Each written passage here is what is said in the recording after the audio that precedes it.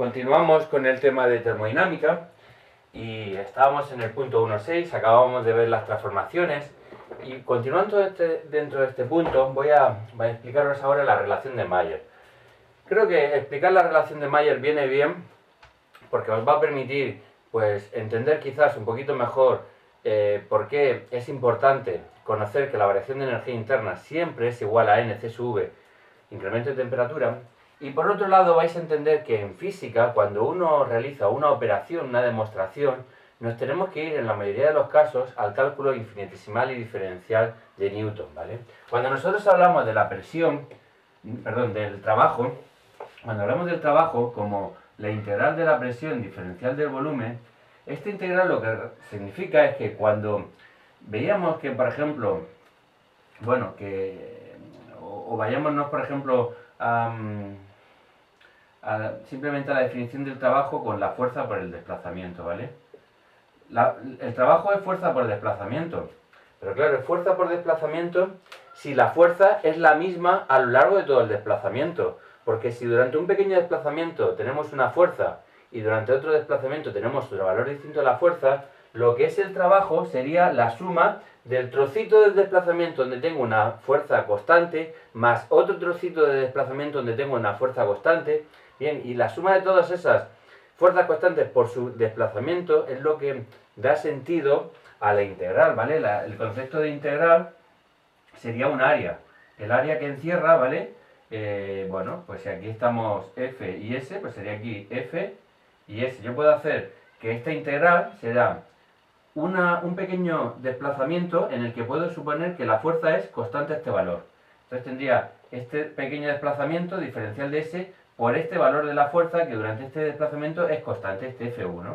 Luego tendría este trocito, otro trocito de desplazamiento donde la fuerza es este segundo valor, F2. ¿Vale? Entonces si yo hago la suma de todos estos cuadraditos, rectángulos, ¿vale? Lo que tengo es este concepto de integral que introduce Newton, ¿vale? La suma es la integral es la suma de estos rectángulos que me van generando trocitos de desplazamiento donde puedo asumir que la fuerza es constante.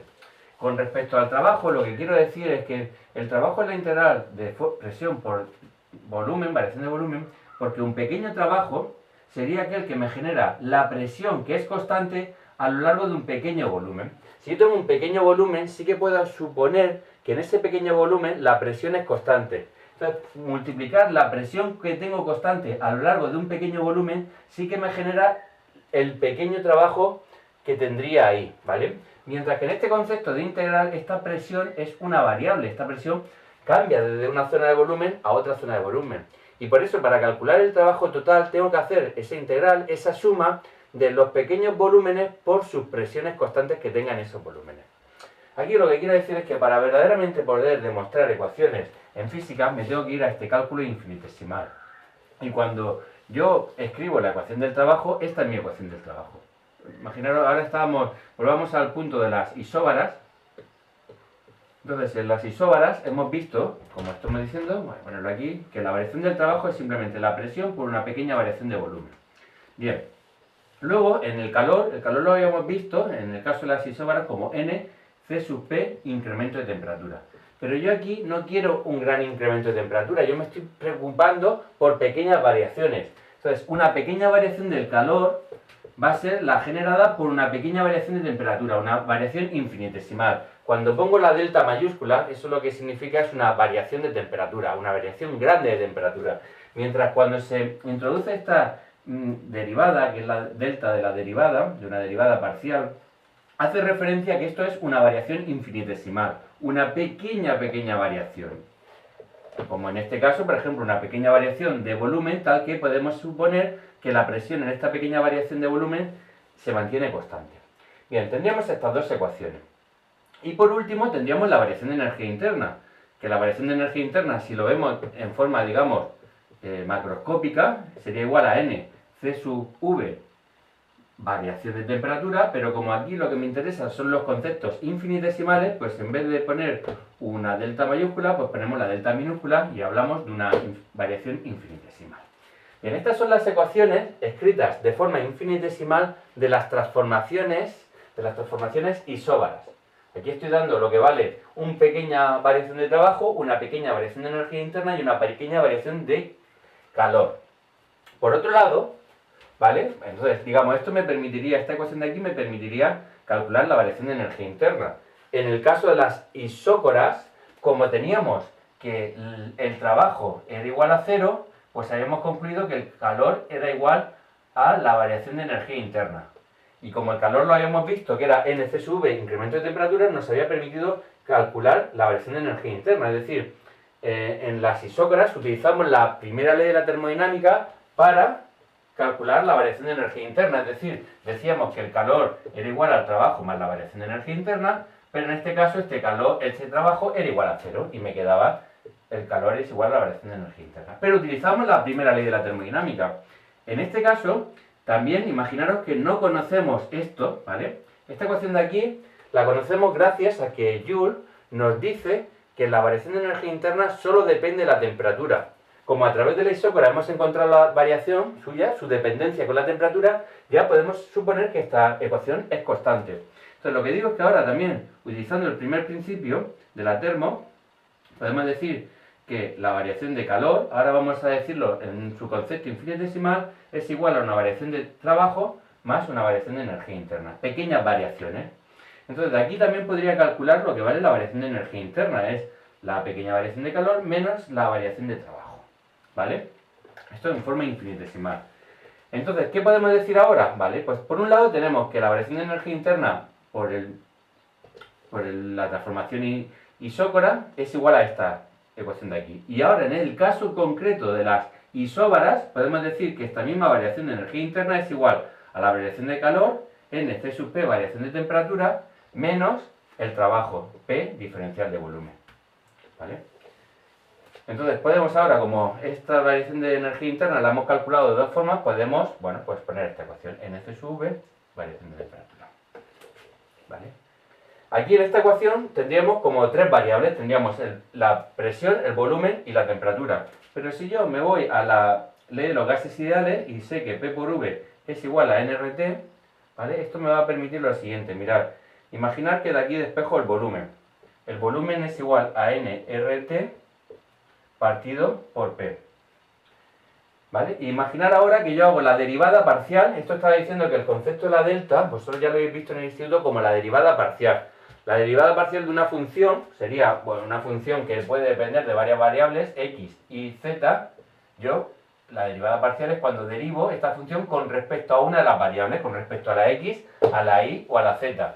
Y también habéis visto en el instituto que esas derivadas parciales implican que el resto de variables, en este caso sería la y la z, permanecen constantes. Así que si yo derivo la derivada parcial de v con respecto a la temperatura, esta derivada parcial pues sería simplemente nr partido por p. ¿Vale? De esta ecuación de aquí, la derivada parcial de v con respecto a la temperatura es derivar t. La derivada de t con respecto a t es 1.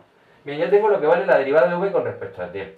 ¿Por qué he querido hacer eso? Porque aquí, si os dais cuenta, yo puedo hacer lo siguiente. Mira, voy a borrar ya estas ecuaciones y podría hacer lo siguiente. Voy a agrupar estos dos términos en uno y este lo voy a pasar al otro lado. Es decir, voy a poner n c sub p menos c sub v diferencial de temperatura, ¿vale?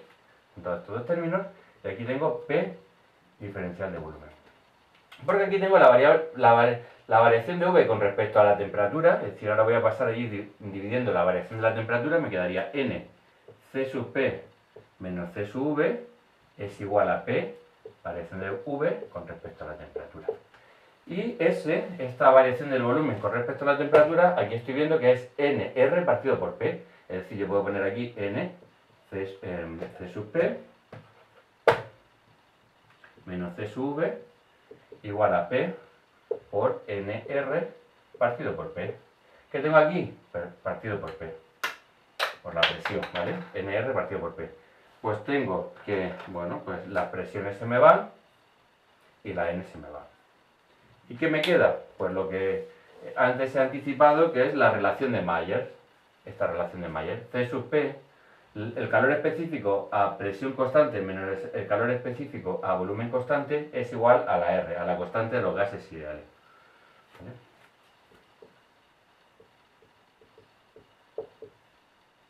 Esto es algo que en general a vosotros, alumnos de arquitectura, os cuesta.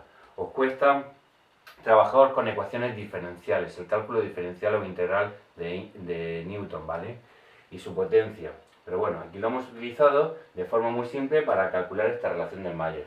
Con esto quiero decir que en el hipotético caso, por ejemplo, también de que en una transformación isóbara tú pretendieras calcular la variación de energía interna sin irte a la ecuación que hemos obtenido en las isócoras, lo que tendrías que hacer es coger el calor que has obtenido y restarle el trabajo que has obtenido. El calor menos el trabajo siempre es igual a la variación de energía interna. Si tú tienes una ecuación para el calor y una ecuación para el trabajo, puedes hallar la variación de energía interna haciendo esa resta. Pero eso no es necesario, porque hemos visto que gracias a Joule, una vez que encontramos la dependencia de la variación de energía interna con la temperatura, esa dependencia es ya independiente de la presión y del volumen, porque no depende de ellas.